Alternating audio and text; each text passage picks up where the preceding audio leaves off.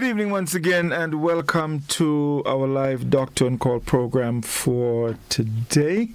It is a pleasure as always. Well, not today, this evening, It's a pleasure as always, folks, to be with you.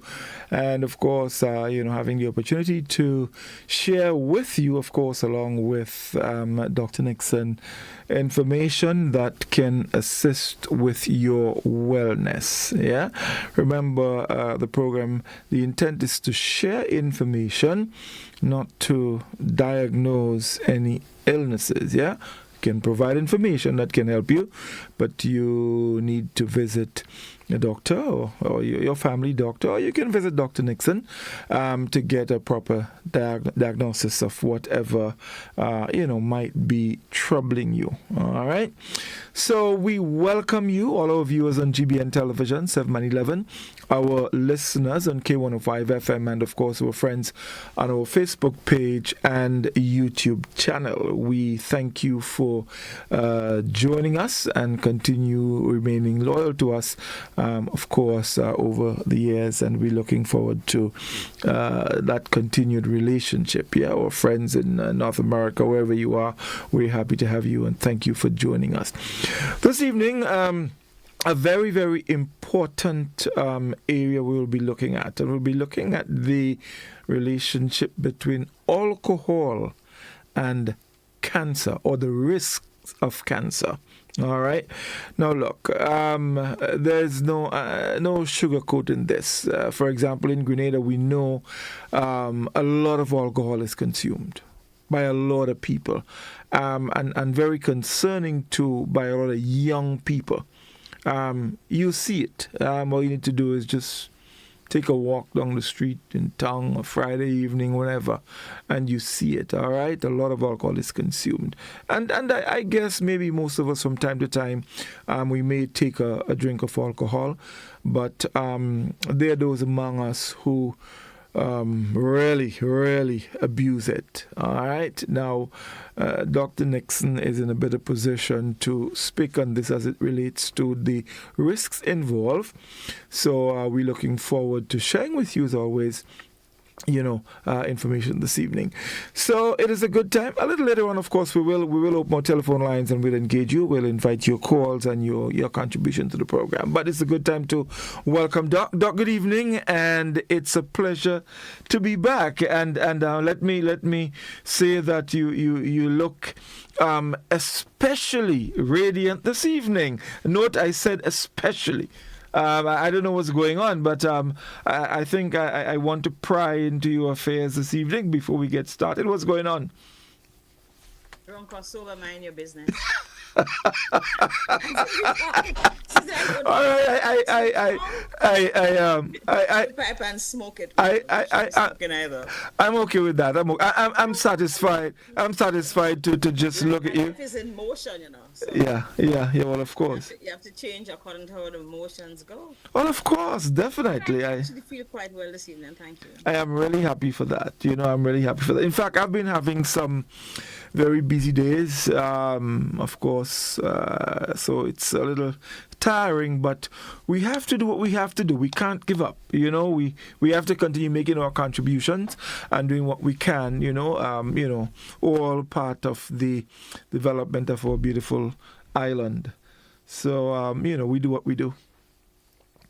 So, Doc, tonight we're talking about something very, very important, and I happen to know that you've been involved in some how should I call it, sessions along those lines recently.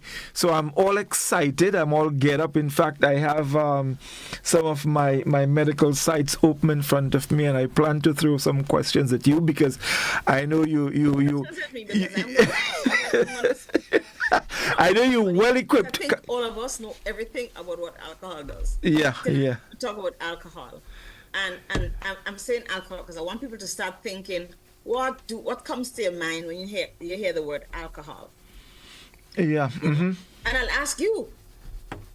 Let's talk about alcohol. Mm-hmm. What you think about? What's the first thing you think about? Rum, white rum, strong rum. Okay, hard liquor. Hard liquor. Yeah. You're talking about under the table, the thing with the bob on Not it on the and the, doc. Hold. Let me correct you. It is not under the table. It is under the counter. You have to. is that mean? You have Till you listen have to me, to you have to get it right. It's under the counter. So you see, I don't drink right by that. No, so you think about that, you think about hard drinks, you think about the guys doing Mountain Dew, and the other, what you call them? There's a generic name. But The other, like beers and stuff like that, or I tell you now.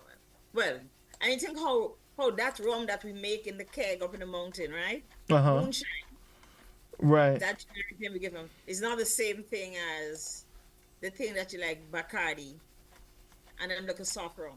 No. Right? You think about the one that can't go on the plane. Which one is that? Rivers? 75%. Those 75 and No, that's not 70%. 100%. No. 75. 75. Max is at 75. 75%. We think that's what comes to mind first of all, right? But what other things from this whole picture of alcohol about rum? No, but of course there are a lot more. In fact, So let's bring because I want it to come to the fore of the mind of our people. Why it's kind of accepted? Why it's just part of where we are when we talk about alcohol?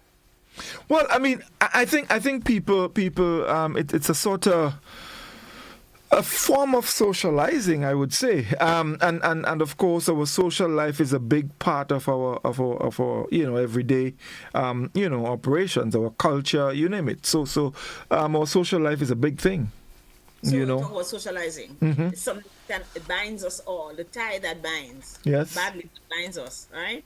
What else? Where we get it from? Well, Rum shop, rum bar. yeah, of course. Right. What about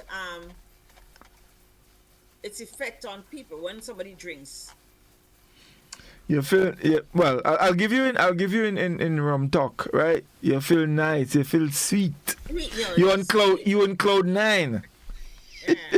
And you remember that song by Sparrow which glorified alcohol, drunk and disorderly? Well, that was then. I mean, you've had more glorification of alcohol in recent times. I mean, there was a time. All of those things come to mind. Remember, we inclusive here, right? Young as well as old. Uh huh. Right? What's about drunk driving and its effect? Well, I mean, of course, definitely that's heading down the very very serious part because we know, of course, what can happen. You know. Yes, and of course, drunk. Right, we talk about drunk driving. We talk about lack of control. People who become addicted to alcohol and who have problems. We're not even talking about the what we're gonna look at tonight specifically. We're talking about just drinking. You just have to Mm-hmm. people who are compulsive drinker because they become addicted to alcohol. What it does for them, and of course the mental component of it, where you have to drink so that you can feel good. Mm-hmm. Wake up in the morning, you may have tremors, you have a drink. The dependence and the addiction, and of course things like a risk, get into trouble because you get belligerent when you drink, right? So some of the things, those are some of the things that we talk about. So I'm reflecting on a discussion we just had for people who are physicians, etc., on alcohol and its impact on the genesis, the coming into being of cancers. And those are some of the things because alcohol has formed such an important part in our economy, right? Mm-hmm. The first rum made in the Caribbean was probably Mount Gay rum, right? Made in Barbados over 400 years ago. Yes, it's been around for a very long time. We have been making rum, and we're known to make the best rum in the world, okay? And although our alcohol that we produce in the Caribbean, I'm going to look at the Caribbean, it's probably like 1% of the world's rum. We know that we're in the top one. We know that we're in the top, because it is thought that our alcohol has the best flavor, for want of a better word. I was walking to my car one day about last cruise ship season, Mm-hmm. and a man came out walking like a roach that had fallen into water for too long. He's coming back to the cruise ship, and he looks like he just dipped a lobster in hot water, all burnt. And Mm-hmm. I said to him, "Did you have a good day today?" And he said, "As a matter of fact, I did." And he says to me, "What do you guys put in your rum punch?" And I said to him, "Rum." Because I said, "Rum." He says, "Man, he couldn't." He said, "I did not get out of the sea," and he kept ordering drinks. His wife said she had to be helped out of the beach. They had Mm. gone to Grandance for the day, right? But that's people who take alcohol to have fun, right? They take alcohol for their satisfaction. That's our rum. That's really different. And if you go to even places like Cuba and Puerto Rico and what Bermuda does, Bacardi now, those are just what they call hot waters. They just have a little hint of alcohol, right? Mm-hmm. You won't even use it to sap your knee because the alcohol content is so low. Um, and so we have this thing in the back of our mind that it's okay to drink, don't get drunk. It's okay to have a drink, nothing wrong with that. Okay? We have the carnival, fete culture. You know, you talk about meeting up. Everything for a party. If there's a party, there is They rum. must Where have is it rum. coming from? Yes, you must have Right? rum. Mm-hmm. It's culturally accepted to drink. Um, and there's advertising. That's silent advertising. They don't go on. We don't have advertising alcohol, do we? On our TVs. And in the US, for example, it's banned. But people tell you, man, this has been the best thing. I had this, we buying that, we buying this, right? They constantly advertising. And of course, the fact that alcohol consumption is not a criminal act unless you give it to children. You could drink, you can get drunk, you can get as orderly as long as you don't bounce on anybody or you don't give a child. And while there are the physical effects and the mental effects, we're going to talk today about the prolonged effects. Mm-hmm. Okay? Is there a safe amount of alcohol? What do you think? Well, I guess it depends on how you look at it, but I don't think so. I really don't think so, because I think one of the misconceptions that people have is that well, some people, if you mix alcohol, for example, let's say with soda or whatever, coconut water, whatever, it is not as bad as if you just take a shot of rum. But the alcohol content is the alcohol content, you know. So I don't know. True. Yeah? So, so what I did is went ahead and standardized what I think is a dose, for example. Okay? Mm-hmm. A standard drink is equal to any one of what I'm going to tell you. A 12-ounce beer. Yes. That's what a beer comes as. Most beers come as 12 ounces, right? Uh-huh. They usually have between 4 to 6%. I've seen 8% beer. I don't know what they're trying. And then they talk about an 8 to 9 ounce malt liquor, which is probably like Guinness and um, Macallan and those things, right? Right? That has 7% alcohol. And then 5 ounces of wine, which is like if you have a cup of wine, doesn't get up to the top, like into the belly of the wine goblet, of a smaller wine goblet, right? Or 1.5 ounce, which is A three, shot. 3 tablespoons of hard liquor, In them little rum glass we say before when you go them. a shot glass. In a rum shop, a shot, Yeah. right? 1.5 ounces, right? And not only does it have more calories, so like our diabetics can listen. The more alcohol you consume, the more sugar. Rum may come from sugar, okay, for the most part. So what you're having is refined sugars, right? So they said this is a standard. This is what is a standard drink, Mm-hmm. right? That's a standard drink. But they haven't said anything else about the standard drink. Is it good for you? Is it not good for you? What can it do to you? How long it takes before you get drunk? But how long it Right. takes before you get drunk is an individual thing, right? Right? Because some people see the bottle of rum and get drunk. Yep.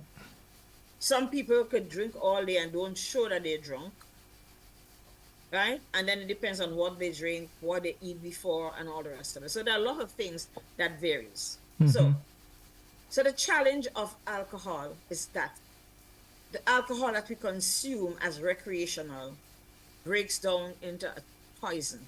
Right. But Doc, just before you go further, a quick question. So we basically discuss the standard drink. So for example, a 12-ounce beer, 8 to 10 ounces of malt Guinness. liquor, 5 ounces wine, 1.5 ounce of hard liquor. But in all of these, how much alcohol or pure alcohol does it contain? Because for example, a 12-ounce beer, a lot of it is water, plus you have whatever else to give it that taste. Flavor. Yeah. And inside of that is the alcohol. So how much 5%. alcohol does that contain? 5% by volume. Right.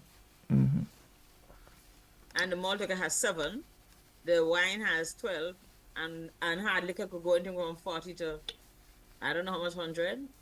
Full proof. But it's just alcohol in there. I can tell you, it's which you can't travel with. There's one brand of alcohol ingredient that you're not allowed to travel. It's Rivers.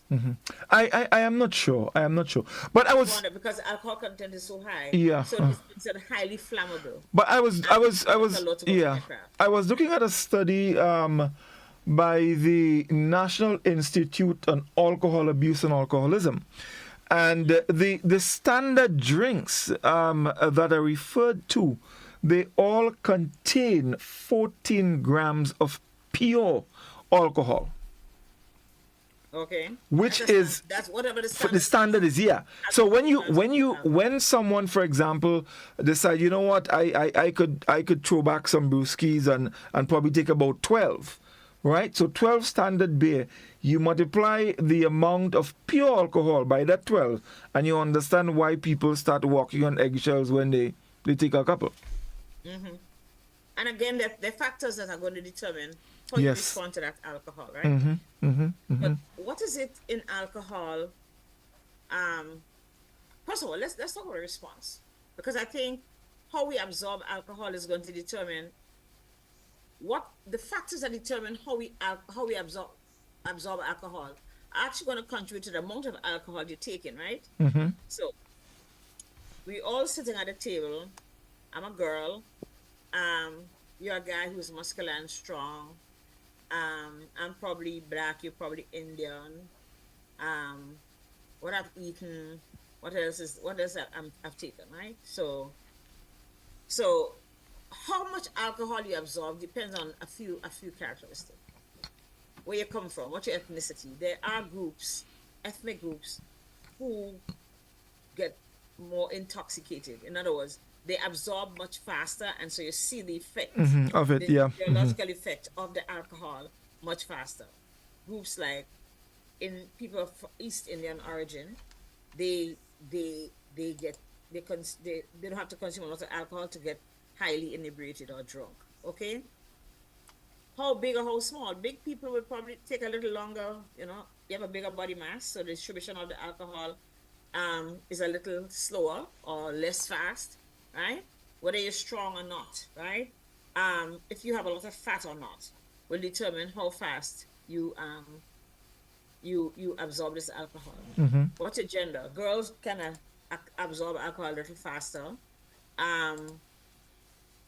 There's one, I think, the Indian population missing a gene, so the alcohol doesn't go through. In other people go through 2 passes, it goes straight to that second phase, and they immediately they feel the effect of the alcohol. Where you are in your menstrual cycle may affect how you absorb alcohol, what you eat. So I have some friends who get up in the morning and start at the bar. Some affluent friends who don't have nothing else to do. So they go down to the bar, they get breakfast eventually, but they will eat a big food, right? A bowl of food that has fried bakes and saltfish sauce, or ackee and saltfish, and with pigtail in there to give it. But there's this high fat content, right? And which delays the absorption of the alcohol, so they can drink all day because they have this fat that's also competing for getting into the liver as well. Okay? And so they will drink. And people tell you, take a heavy meal, you're not going to get drunk as fast. Basically, you're not going to absorb the alcohol as quickly as if you haven't eaten anything else. Mm-hmm. All right? So what's in your stomach is going to determine whether or not you're gonna get drunk. And of course, other drugs you might take. What if you take other drugs that potentiate alcohol, like smoking weed or whatever it is? Okay? So they can determine what how fast this thing gets into your Get into system your and how system. soon Mm-hmm. your how soon your body responds to it. But we still look at it on a recreative level, okay? I drink, I get drunk, I sleep, I get up and I go to work, I shower and go to work next morning. Or I drink, I get drunk, or I don't get drunk, I go back and drink tomorrow, and I drink the following day, and I drink the following day. And we think that's it all. I probably get drunk and belligerent and make noise and cuss everybody and go home and my children are afraid of me and all the rest of it. Okay? But what we should be afraid of is what alcohol breaks down into. Because just as how you eat everything you consume, right? There are enzymes that will the chemical substances in your body or enzymes that are going to start to process, right? This alcohol is into your system, and you find them principally in the liver, but you can also find in the brain and the pancreas and other organs, right? That breaks that alcohol down into a toxin called acetaldehyde. Mm-hmm. Okay? Mm-hmm. It's a toxic substance. And that after is going to break down further into more simple substances, all of which are toxic. Right. Right? All of which are going to cause effect on organs in your body. Okay? But acetaldehyde, let's look at it as the main toxin, is going to affect. It's poison. Okay. Right? And it's going to affect what happens at the levels of the cells, those little units, your cells of your pancreas, your cells of your stomach, your cells in your brain, your cells wherever else you are likely to develop them. So if we don't learn anything else tonight, learn that alcohol, which sweeten our mouth, sour and wherever else, right? Because it turns into a poison. Mm-hmm. Mm-hmm. Once your body starts doing that, and anything you eat, your body is going to break it down, right? Right. It's going to break it down. So, Doc, another question before we go further. So when someone takes an alcohol, you take a couple drinks and then you start feeling, in a particular way, that feeling where you're not in total control of yourself. It affects your balance.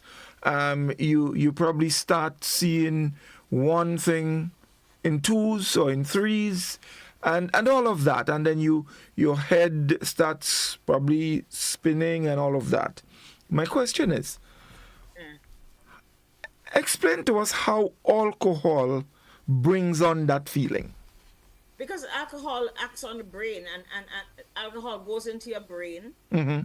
There too you have enzymes that are going to break it down, and it's going to affect the very fundamental areas of your brain and causes you to have all of those feelings. Your cognition, being able to recognize what is the truth around you is affected, right? Your ability to make decisions, your thoughts. Of course, your balance is affected, okay? Your ability to control your impulse, right? Which exists in the frontal part of your brain. Those are from how these toxins affect the different parts of your brain and cause you to be dysfunctional. Mm-hmm. Mm-hmm. Okay? Mm-hmm. Makes you drowsy by affecting your sleep centers, etc. And of course, over time, that feeling gradually goes away. Is that when the body continues to break the alcohol down and sort of gets rid of that from your system?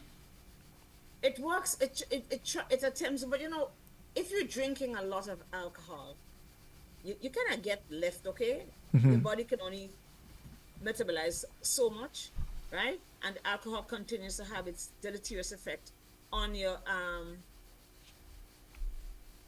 on your system, right? And different organs are broken down. Are we good? Yeah, just your audio was a little low, so we were just trying to see if we can get that going. But I think we okay. Okay, we're better. Hopefully, yeah. Somebody just sent to tell me that they can't hear me very well. Yeah, the audio was a little low. I'm not sure what was causing that. Our end here looks pretty okay, so I'm not sure why your audio is that. And my audio is actually very low. Tonight is the best I'm hearing. I'm not sure what's causing it. Right. After the break, I'll change. I'll change what I need. Right. So I'll tell you what. Let's just probably go to the break. Let's just take the break now, and then we'll come right. Stay with us, folks. We're just trying to rectify the audio issue here, and we'll be back with you in just a moment. Yeah.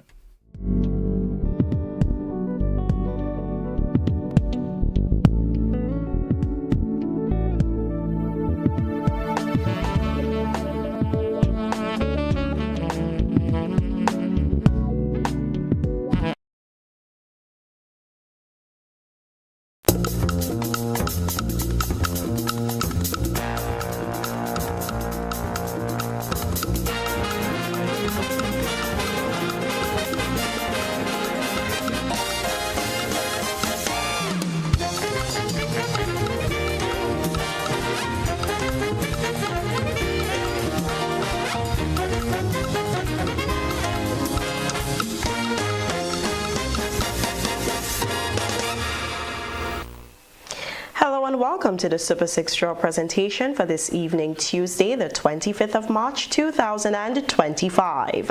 I am your hostess, Kijan Smith. Super 6 is a multi-jurisdictional game owned by Winlot Inc. and is played within the islands of St. Vincent and the Grenadines, Dominica, Grenada, and St. Lucia. Tonight's jackpot is valued at $210,000. We'll now get ready to select your free ticket letter. Good luck.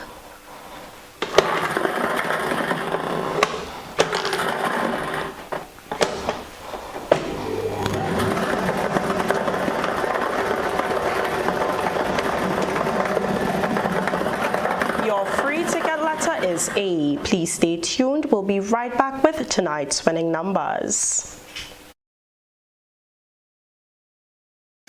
More jackpot money, more reasons to play this game. More money for way. Super 6 a bigger jackpot game. Now you love Super 6 even more. With more money, the jackpot galore. Play more, win more, have more fun. With more jackpot money, Super 6 is my number one. With the new and improved Super 6 team, the jackpot keep growing and growing and growing.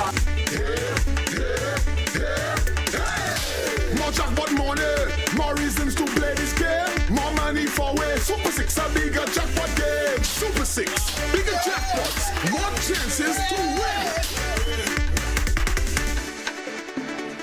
Great news about Super 6. You can play Super 6 combo bets to increase your chances at winning the Super 6 jackpot. Here's how. The combo 5 betting option costs $69. Players have a choice of any 5 numbers, and if you match 5 of the 6 numbers, you win the jackpot. Maybe you prefer combo 7, costing $21. With a choice of 7 numbers, and if you match any 6 numbers out of the 7 numbers, you win the jackpot. How about combo 8? This option costs $84. Players select 8 numbers, and if you match any 6 numbers out of the 8 numbers, you win the jackpot. All numbers chosen should be from a range of 1 to 28. Play combo bets.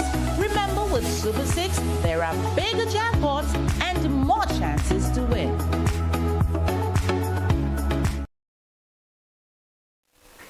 Welcome back. Get ready for your Super 6 winning numbers. Good luck.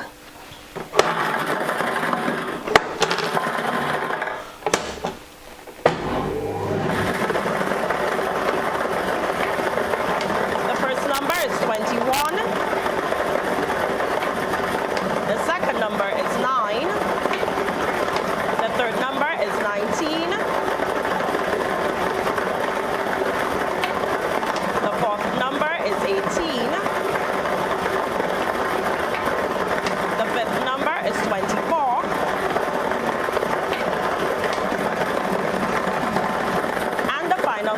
17. To recap, your Super 6 winning numbers are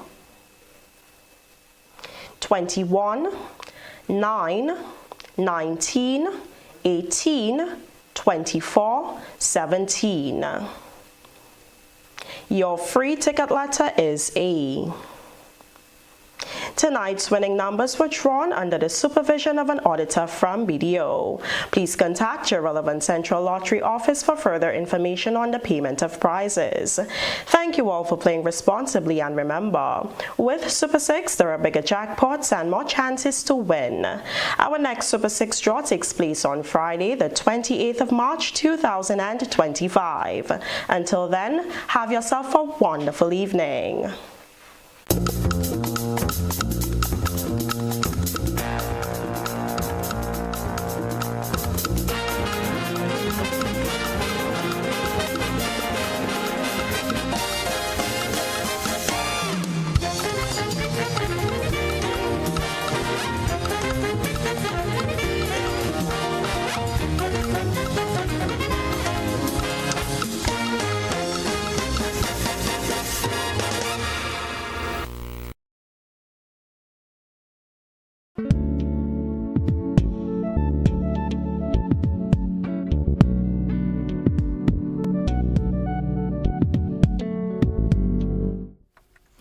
Okay, welcome back, folks. So I think we have our audio sorted out. I really hope so. So yeah, we can continue.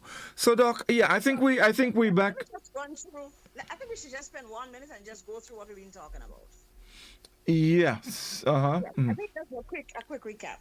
So we're talking about alcohol, and we're looking at alcohol as a major component, a major risk factor for developing cancer. New research, hot off the press, and Dr. Marissa Grant-Tate, who is an oncologist from St. Kitts, involved in a lot of research, shared some very interesting, simple but interesting thing with my colleagues on the weekend, and it's quite eye-opening for us, and we hope it will be equally eye-opening and taken into consideration for the rest of for the entire population. So, our first thoughts of alcohol, Godfrey and I discussed it. Yeah, we talk about hard drink, who are the best liquor, who are the best under the counter, right? We talk about rum shop. Where do we drink? What do we drink? Who drinking soft liquor? Who drinking hard liquor? Whose liquor is the best? We talk about who can hold a liquor, who get drunk fast. We also think about lack of control. You know, people who can't stop drink. They need to have a drink every morning to start them, and they drink for the whole day, which causes a whole lot of social problems. I mean, that could be a whole. We can talk about that for a week. And we talk about drunk drivers and their outcomes, and the nuisance it can be to society, and the dangers, right, that they prove to everybody else. And of course, the legal problems we can have with the police, etc. Even with consuming a little bit of alcohol, right? Why alcohol seems so normal? Because it's just part of our life. We're the first in the world to make rum. People in the Caribbean making it from sugar cane. Okay, Barbados made old Mount Gay almost 400 years ago, right? But everything is a fete. Wherever there's a fete, there's rum. Wherever there's rum, we make a fete. They just go together. Culturally, consuming alcohol is very accepted, except if you give it to children, which will take you to jail. But we put alcohol in the cereal, we put alcohol in the cake, we put alcohol in everything.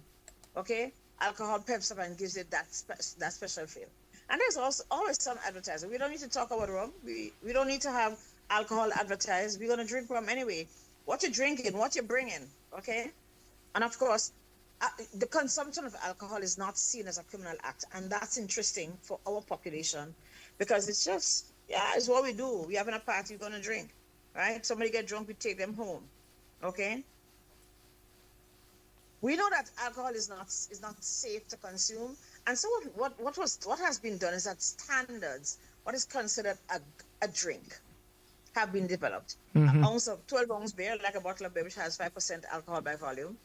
8 to 9 ounce malt liquor, which I think is things like Guinness and stuff like that. Yeah. Guinness and Mackeson and stout, right? Yeah.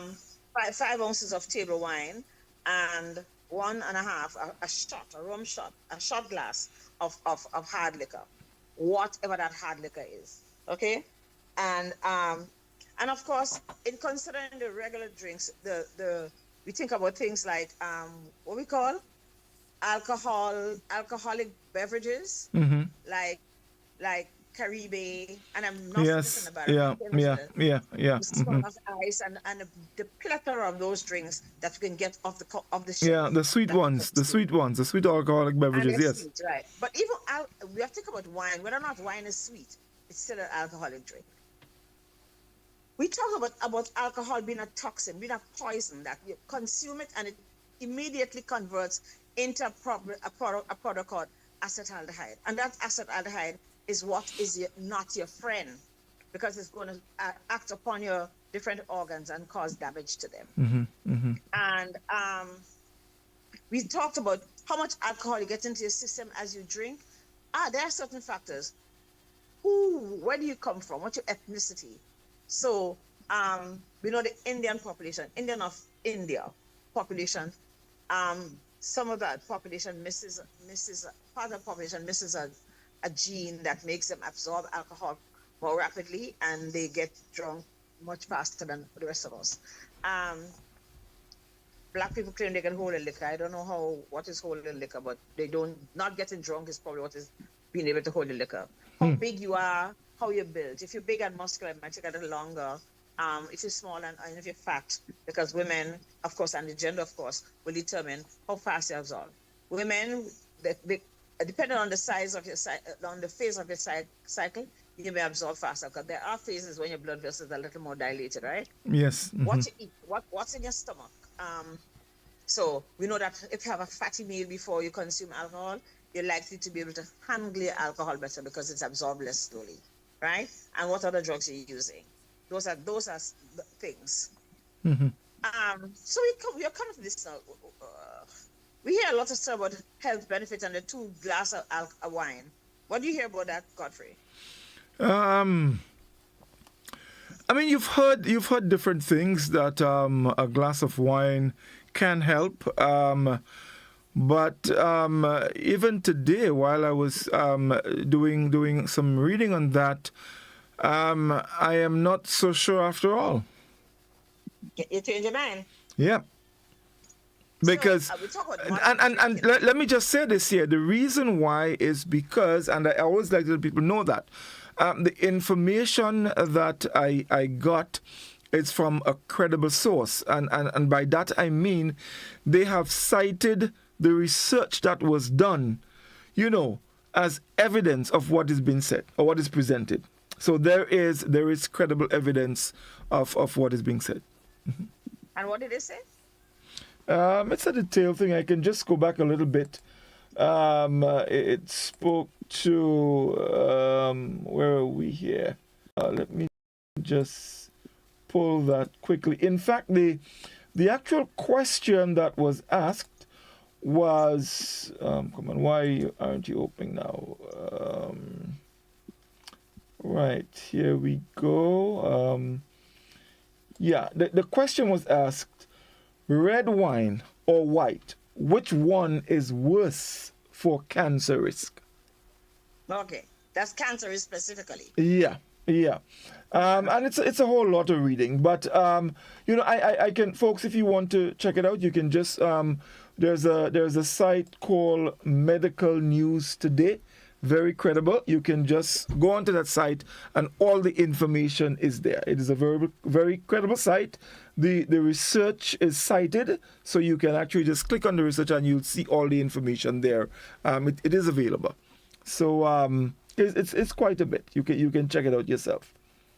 So that was We've always heard about moderate consumption of alcohol, which was equivalent of 1 shot glass, or I think 2 glasses of wine per day, and all the rest of it. It's funny because they have looked at the evidence again, and when so much evidence points to the fact that alcohol puts us at risk for many different forms of cancer. Okay, that you know what the people from Harvard are saying. Well, the jury's still out on that. right now, we're saying that there's no safe amount of alcohol to consume. That could be bad for merchants, but guess what? It's probably good for the health sector. There's no safe amount of alcohol that you can consume, because the fact is, it looks like what we thought was moderate and okay may not. And yes, it might help some other things like no coagulation, no, you don't have clotting and other stuff, right? So apparently they're still having trouble with my volume.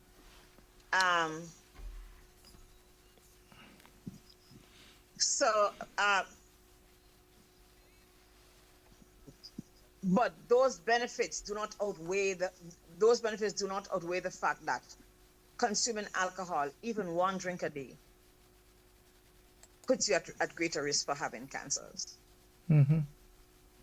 And so what happens when you drink alcohol?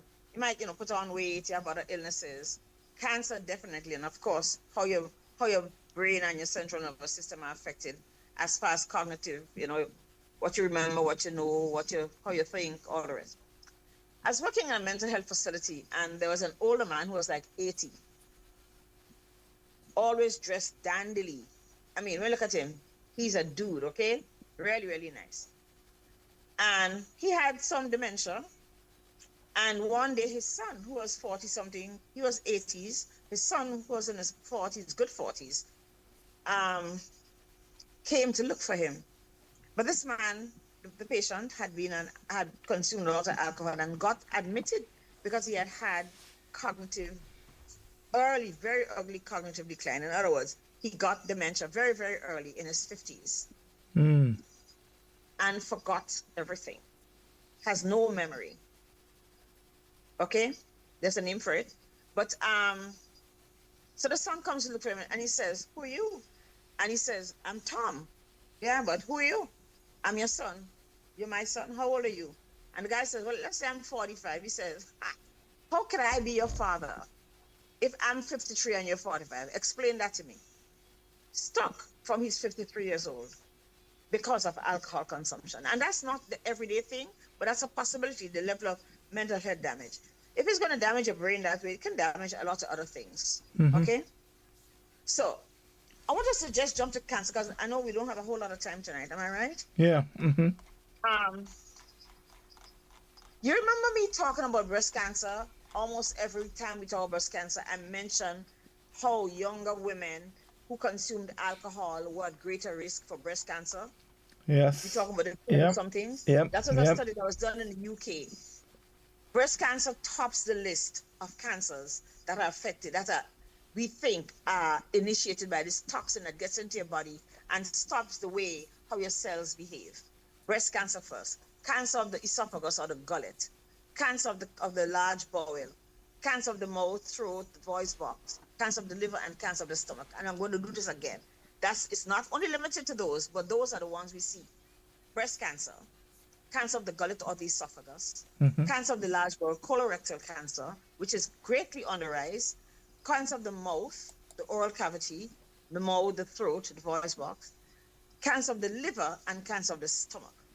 Those are the ones that we've seen. And all of them is because of the same way our bodies respond to alcohol. The changes in our blood cells, that these toxins that come from consuming alcohol. So it doesn't really matter whether you drink a whole lot. There's acetaldehyde running around your body that can make you get ill. Well, in fact, the breast cancer issue, and you made mention of the study that was done, but the information said, so data that they've gathered from 118 individual studies, 118 individual studies indicates that light drinkers have a slightly increased risk of breast cancer compared to non-drinkers. The risk is greater in moderate drinkers and heavy drinkers. And they're going to give some statistics. So definitely, breast cancer is one of the outcomes. One of the outcomes, Yeah, most definitely. Right. And I guess it's because we've been doing so much research on breast cancer, and then in the UK they saw this younger women having breast cancers, and that was a common factor, right? There are populations that consume alcohol socially a whole lot more than others, right? And that subgroup of young women consume a lot of alcohol, and we've seen an increase. And like you say, if you drink a little bit, if you drink, moderately, or just, occasional drinking, you may see that you have a greater risk. But people who drink more or much more have far and further increase in the chances of developing cancer. So this is something that we're going to have to take into consideration very seriously, because of the fact that alcohol is there. Most people have alcohol in their house, except people who don't drink at all. But everybody would have something alcoholic in their house, because we use as somebody comes to visit and we give them something to drink. Usually, what are you taking? What are you going to have? Right? Innocently and with all good intentions. But now we say not even one drink. What about the people who have to have 2 drinks every night? They sit after dinner, they're watching TV, they're playing games in their family, and they're having a cup. The risk is actually increased, and that's a challenge we have.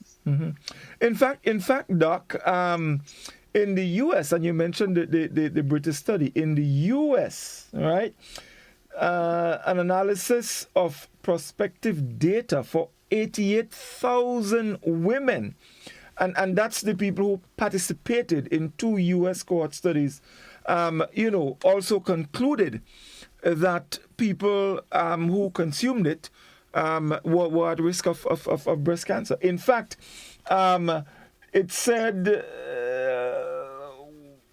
it was mostly breast cancer. So there were other ones, but the emphasis there was mainly on breast cancer. So that's something that we need to pay attention to. So we were talking about obesity 2 weeks ago, right? Being a causative factor. And it's one of the things we see so prevalent in our society. Overweight, and everybody's overweight. Me, you, all of us, right? So one risk. And as you have more and more risk factor in one body, you run the greater risk of developing cancers. That's just the way it is, So what am I supposed to tell you? What do we know? That alcohol is a poison. A poison, right?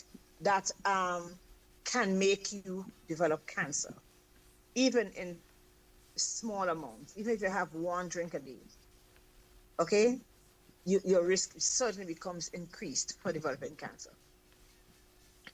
Out of 183 countries, according to World Health Organization, 112 of them, cancer is the number 1 cause of death. Right, and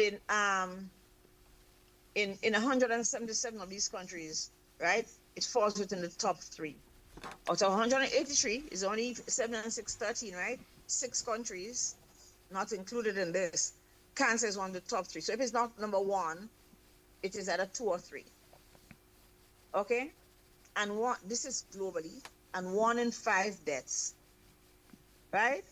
For every 100 people that die, 20 of them die from cancer. And I'm sure that can resonate a lot with us, because we have seen here cancer is our number 1 cause of death. And we have seen cancer is 1 in 10, has been 1 in 10% of our population dies of cancer. And so here we have another contributory factor that we have control. That is something that we can control. We can control if we're boy, girl, Indian, tall, small, very muscular, otherwise. Okay? We can control the fact that we have periods or we don't have periods. We can control, it's one of those modifiable factors.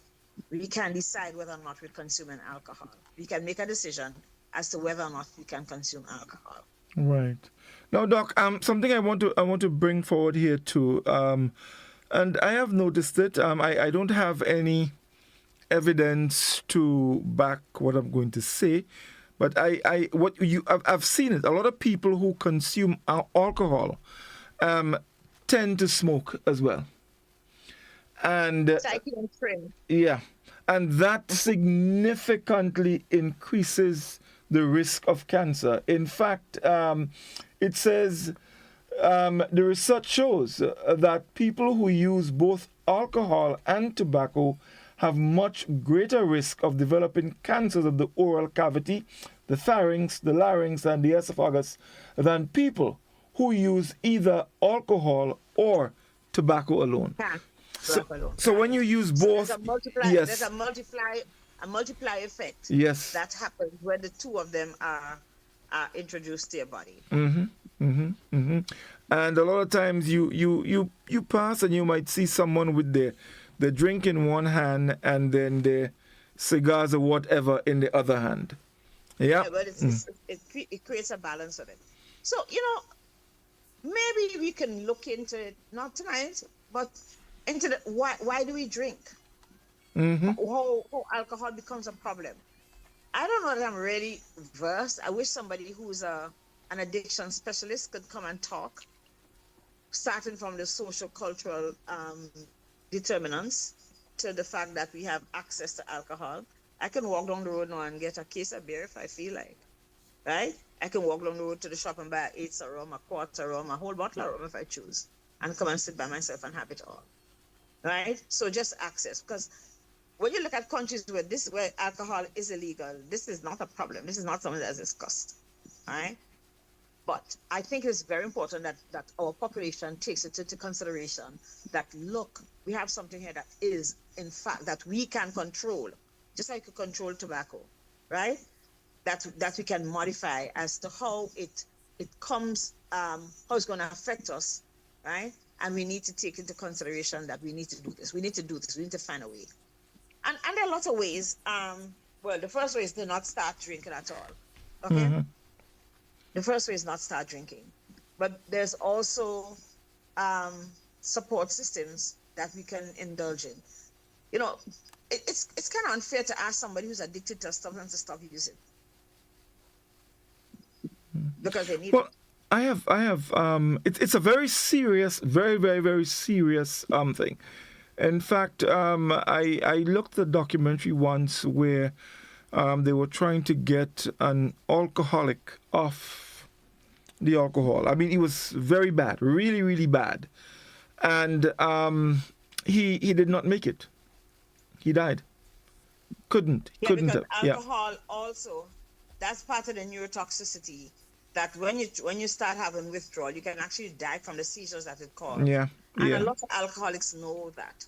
So as a healthcare provider, our health system has to ensure that those facilities are accessible to people who wish to stop drinking. What's interesting though? Because 76% of people who stop drink and do a support system like Alcoholics Anonymous do not ever drink again. Once they remain, they remain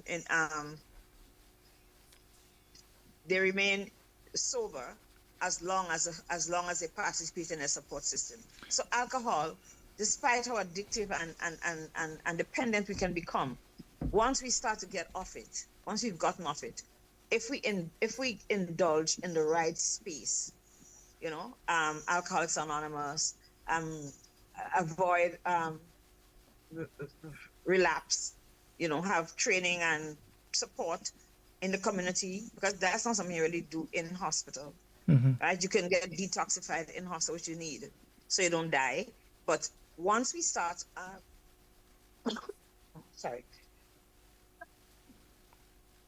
once we start participating in support groups and stuff, most people don't go back, don't drink again, because people remember things like, how did this affect my children?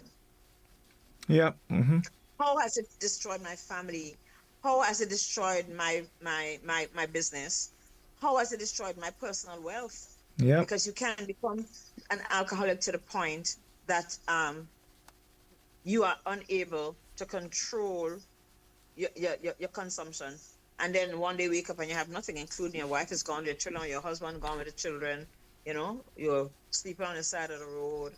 But then again, the health component where alcohol has its effect on our brain and especially on our brain, right? Alcohol will make our diabetes harder to control, our hypertension harder to control, okay? And if you look at some of the people who have had amputations, alcohol is one of the components for their consumption. Right. But now we're saying it's not just that. And even if you drink one drink, your risk for developing cancer is greater. Yeah. Now, Doc, you said something just now that's very, very important. The best way is not to indulge. And the last bit of information I want to share, I think it's so very important for us all. And the question is asked, what happens to cancer risk after a person stops drinking alcohol? Now, and here's the information. So it says most of the studies that have examined whether cancer risk declines after a person stops drinking alcohol have focused on head and neck cancers and cancer of the esophagus. All right, so most of the studies focus on these areas, head, neck, and the esophagus. In general, these studies have found that stopping alcohol consumption is not associated with immediate reductions in cancer risks. The cancer risks eventually decline, although it may take years for the risk of cancer to return to those of never drinkers. That's people who never drink. So, unlike smoking. Unlike smoking. So, folks, Unlike smoking. It will be better.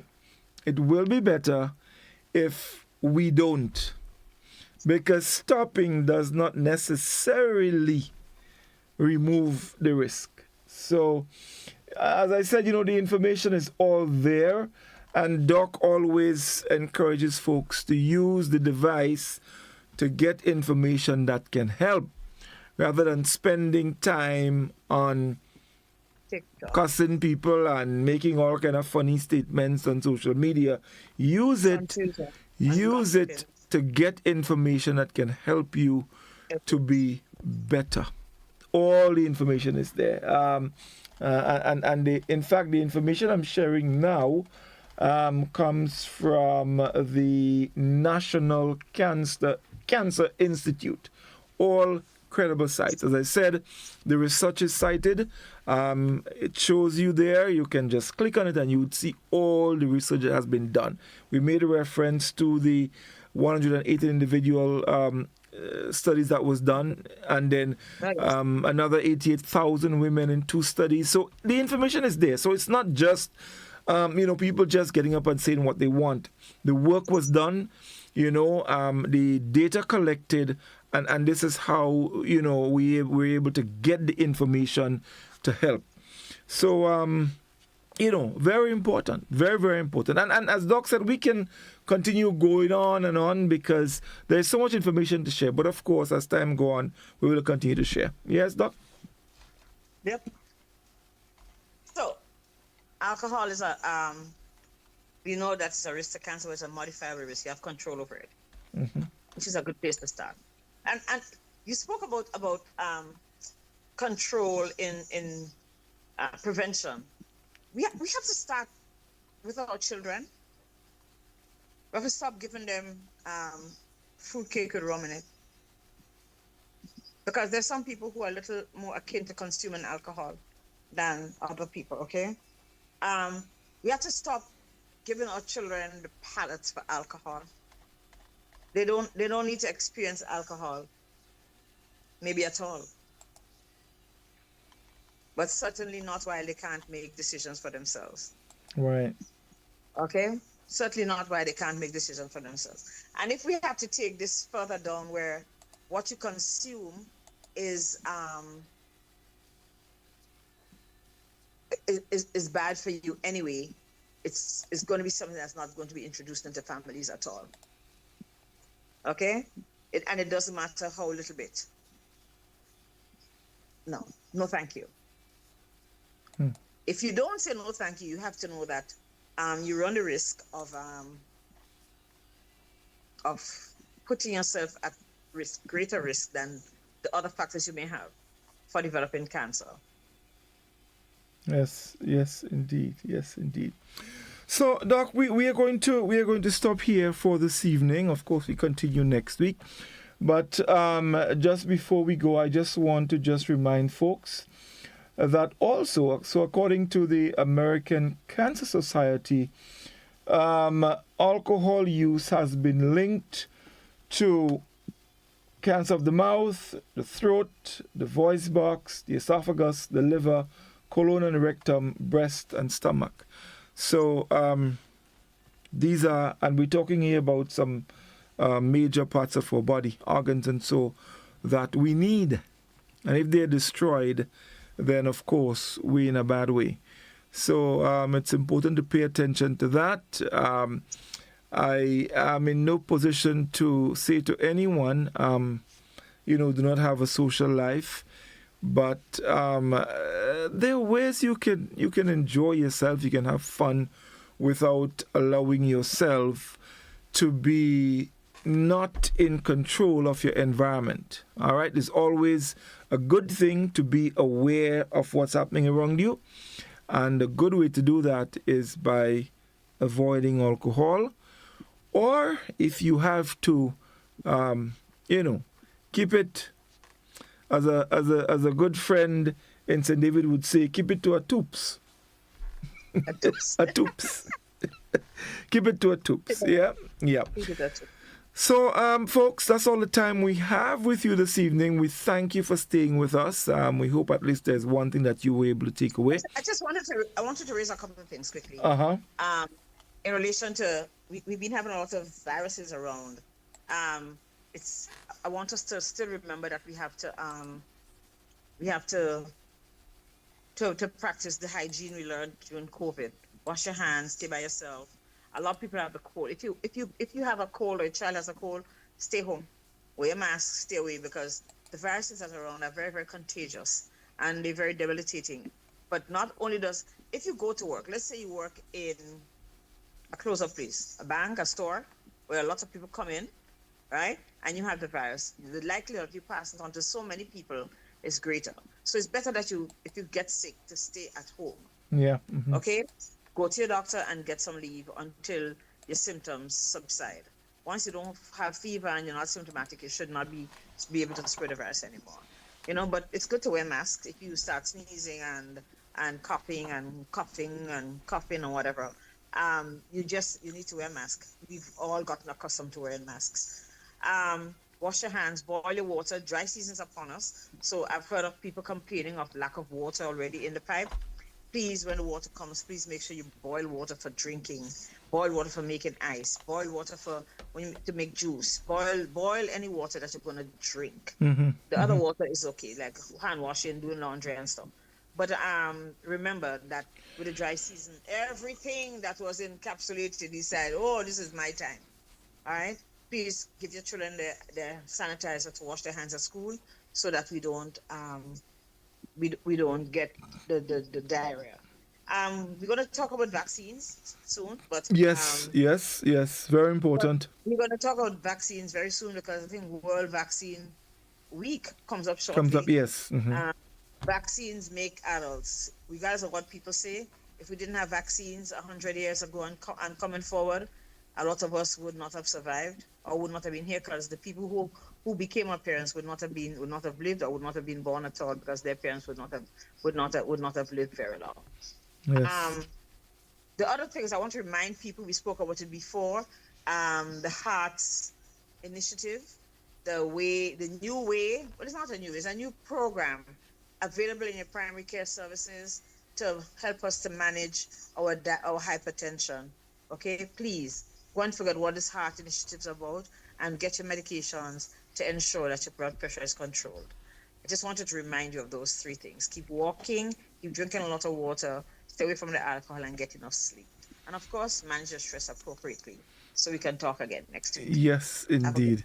Thank you very much, Doc. Thank you, everyone, for staying with us. It was indeed a pleasure. We look forward to having you next week. And, of course, tomorrow evening you can join me for Kaiso Talk, 8:30, right here on the network. Do have a good night. All the best.